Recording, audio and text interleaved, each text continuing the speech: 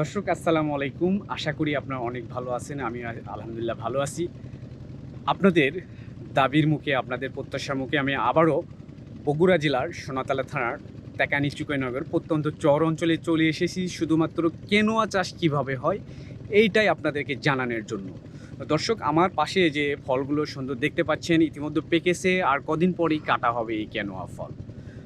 এই এলাকার একজন চাষি এই প্রথমবারের মতো এই কেনোয়া লাগাইছে। যে এই কেনোয়া ফলের একটু বৈশিষ্ট্য বলে রাখি, এইটা মূলত বাংলাদেশিরা সাধারণত খায় না। মূলত এইটার এনার্জিটি এত বেশি যে এইটা মহাকাশ নভোচারীরা যেখানে অবস্থান করে সেইখানে এই ফলটা খেয়ে থাকে এবং প্রচুর পরিমাণে এনার্জি দেয়, যে কারণে এটা আমেরিকান জাতের, বাংলাদেশে অ্যাভেলেবেল নাই। গত বছর বাংলাদেশে কয়েকটা জেলায় চাষ হয়েছিল, সেই এবার বগুড়া জেলার এই সোনাতলায় প্রত্যন্ত চরের মধ্যে কেনোয়া চাষ হয়েছে। তো এই কেনোয়া চাষির সঙ্গে আমরা কথা বলবো যে কিভাবে এই ফসলটা ফলাতে হয়, কোথায় আপনারা বীজ পাবেন, কখন কি সার দিতে হবে, পানি দিতে হবে, টোটাল বিষয়টা জানতে পারবেন। এই জন্য আমাদের পুরো ভিডিওর সাথেই থাকবেন। আপনারা দেখতে পাচ্ছেন সত্যিই একটা দেখার মতো একটা দর্শনীয় ফসল বটে এটা, এবং প্রচুর পরিমাণে এর থেকে আর্ন করা যায়। বর্তমান এর বাজার মূল্য 60 থেকে 65,000 টাকা কেজি। সো দর্শক, আমাদের সাথেই থাকুন, মঈন ভাইয়ের সাথে কথা বলবো। আর আমাদের চ্যানেলে যারা নতুন আসছেন অবশ্যই লাইক করবেন, কমেন্ট করবেন এবং ভিডিওটি ভালো লাগলে শেয়ার করবেন। দর্শক, আমরা এ পর্যায়ে কেনোয়া চাষি যিনি চাষ করে বলা যায় যে সফলতার মুখ দেখেছেন, আমরা তার সঙ্গে কথা বলবো। ভাইয়া, আপনার নাম পরিচয় যদি একটু দিতেন। আমার নাম মোহাম্মদ আব্দুল মোমিন। আমার বাসা বগুড়া জেলা সোনাতলা থানার তেকানি চুকাইনগর ইউনিয়ন, পূর্ব তেকানি গ্রাম।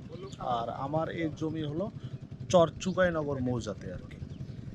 বর্তমান সময়ে দেখা যাচ্ছে যে গত বছর থেকেই কেনোয়া চাষে বাংলাদেশে অনেক চাষিরা ঝুঁকিয়ে পড়ছে এবং প্রচুর পরিমাণে আগ্রহ লক্ষ্য করা যাচ্ছে। তা আপনারা এইখানে কার মাধ্যমে ইন্সপায়ার হয় এখানে চাষ শুরু করে দিলেন? আমি মূলত কৃষিতে নতুন কিছু করার জন্য সেই লক্ষ্যে বিভিন্নভাবে দেখি কিনোয়াকে মানুষ অনেক চাহিদা তৈরি করতেছে। এই জন্যই আমি সেই লক্ষ্যে আমি এই কিনোয়াটা চাষ শুরু করি। আর আমি মূলত এটা নীলফামারী থেকে মোহাম্মদ আশরাফুল ইসলামের কাছ থেকে বীজটা সংগ্রহ করি আমি।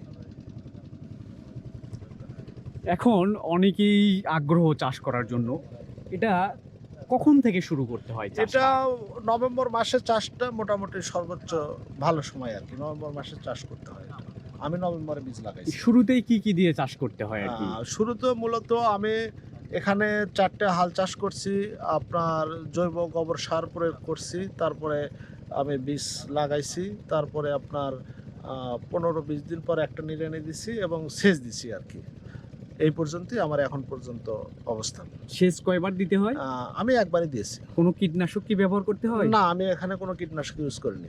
আর এটা আমরা দেখতেছি যে প্রত্যন্ত চরের মধ্যে উৎপাদন হয়েছে। এটা কি ধরনের জমিতে উৎপাদন হয়? এটা বেলে দোআঁশ মাটি, যে কোনো ধরনের বাংলাদেশের যে কোনো ধরনের বেলে দোআঁশ মাটিতে আপনি উৎপাদন করতে পারবেন।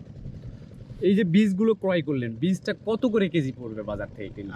আমি 1200 টাকা কেজি ক্রয় করেছি ওই নীলফামারী থেকে। জি জি জি। এখন আপনারা অন্যরা যদি বীজ নিতে চায় সেক্ষেত্রে আপনারা কি দিতে পারবেন? হ্যাঁ, আমার কাছে বীজ হবে। আপনারা চাইলে, যে কেউ চাইলে আমি বীজ দিতে পারবো আমি। আচ্ছা, এটা এবার কেমন কেজি হতে পারে? কত করে কেজি? এটার দাম ওই রকমই 1000 থেকে 1500 টাকার মধ্যেই দাম থাকবে আর কি। আচ্ছা, গত বছর যেটা শুনেছিলাম যে এটা 60 থেকে 65,000 টাকা মন আর কি। এইটা কি বাজার রেট এইরকমই? এটা বাংলাদেশে তো ওইভাবে উৎপাদন হয় না, এখন বাইরে থেকে আমদানি করে সেক্ষেত্রে অনেক দাম পড়ে যায়। আর দেশে উৎপাদন হলে একটু উৎপাদন খরচটা কমের কারণে আপনার দামটা অনেক কমে আসে আর কি। আর এটা বিক্রি এখন তো মোটামুটি মারাই করার সময় চলে এসেছে, আমরা দেখতে পাচ্ছি যে কেনোয়া পেকে গেছে। এটা বিক্রি পদ্ধতিটা কি? কোথায় আপনাদের শহরে যা বিক্রি করতে হবে নাকি কেউ নিয়ে যাবে কোনো মিডিয়া? এটা আমাদের কাছে অনেকেই অনলাইনে বলছে, তারা কেনার আগ্রহ দেখাইছে। আমাদের শহরে ওইভাবে মার্কেট নাই এবং অনলাইনে এটা বিক্রি করতে হবে, বা কেউ কোনো চাষি যদি বলে আমার আশেপাশে, তারাও কিনতে পারবে। এইভাবে বিক্রি করা যাবে আর কি। আমরা যতটুকু জানি এটা মহাকাশ নভোচারীরা এটা খেয়ে থাকে। এটা কি আমরা বাংলাদেশিরা এটা খাইতে পারবো বা খাওয়ার পদ্ধতিটা কি আপনার জানা আছে? হ্যাঁ, আমার বাংলাদেশেও সবাই খেতে পারবে, যে কোনো এইটা আপনার হঠাৎ কিউরিসিটি বা ইচ্ছা কেন জাগলো যে কেনোয়া চাষ করবেন আপনি? না, আমি মূলত এবছরই প্রথম আহ, চাষ করছি, এবং আমি একটা কীটনাশক কোম্পানিতেও চাকরি করি।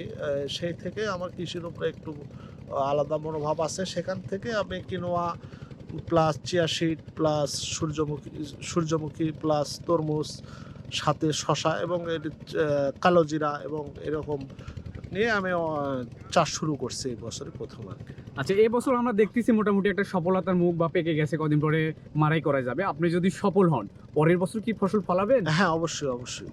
সর্বশেষ যেটা দেশবাসীর উদ্দেশ্যে কিছু বলুন, যারা নতুন চাষি এটা চাষ করতে চায়। আমি তরুণ উদ্যোক্তাদেরকে বলবো যে আপনারা আসুন, সবাই কৃষির সাথে কাজ করুন। কৃষিতে অনেক লাভজনক ফসল, এবং আপনার উৎপাদন খরচও কম, লাভের পরিমাণটা অনেক বেশি হয় কৃষিতে। তো ঠিক আছে ভাইয়া, আপনাকে অসংখ্য ধন্যবাদ। আসসালামু আলাইকুম। দর্শক, কেনোয়া চাষি মমিন ভাইয়ের মুখেই তার সফলতার গল্প শুনলেন। আপনি ইচ্ছে করলে আপনার এলাকায় এই কেনোয়া চাষ করতে পারবেন, খুব সহজেই চাষ করা যায়, তেমন খরচ নেই, বীজ সংগ্রহ করতে পারবেন সহজে। তো আজকে এখান থেকে বিদায় নিচ্ছি, সবাই ভালো থাকবেন, দেখা হবে পরবর্তী ভিডিওতে। আর যারা চাষ করতে চান, আমরা ডিসক্রিপশন বক্সে নাম্বার দিয়ে রাখবো, এবং পাশাপাশি স্ক্রিনেও নাম্বার দেওয়া থাকবে। আপনার মমিন ভাইয়ের সঙ্গে যোগাযোগ করবেন, বীজ সংগ্রহ করতে পারবেন। মোটামুটি একটা সফলতার মুখ দেখার সম্ভাবনা আছে। আজকে বিদায় নিচ্ছি, সবাই ভালো থাকবেন। আসসালামু আলাইকুম।